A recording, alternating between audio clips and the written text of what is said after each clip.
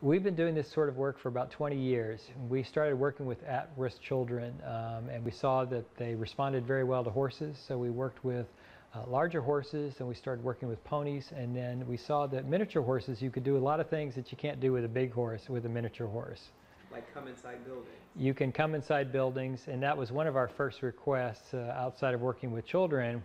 Someone was bedbound, and they saw the horses across the field, and they couldn't get out of bed, and so they asked if the horses were able to come in and see them. If the horses could just walk by the window. I said, well, I think we could have the horses come in the house. So the horses came in, and the gentleman who was in bed was able to stroke the horse, and was actually, after that event, was able to get out of bed. It's interesting to see the impact that animals have, and horses in particular. When you see a little horse come in, it's very enchanting, and it makes people feel energized. They feel compassion. They feel like they can do things that maybe they couldn't do before. And so we see some pretty amazing responses of people. I think it just changes their outlook on themselves and on life. And so this gentleman was able to get up out of bed and move around after that interaction with the horse. And we've had countless experiences like that where the horses just elicit a response. We had a woman in Ocala. She was in a senior home. She was well into her 80s, and we did a visit in the home. And so we visited with all the residents. They were in the lobby, and they were talking, and very excited about the horse being there. And so we were walking around to some of the rooms where people couldn't get out of bed, and we came across a woman who was playing cards. She was playing solitaire all by herself, and she seemed to be, just kind of looking down and rather isolated. So we came over just to say hello and see if she wanted to greet the horse. And she turned over and she goes, "Oh, it's a horse."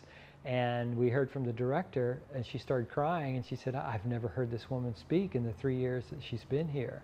And then she continued to talk. She said, "Oh, it's a beautiful horse." And the director started talking to her and said, they called her sister. And said, "Sister, I love you so much." She said, "Well, I love you too."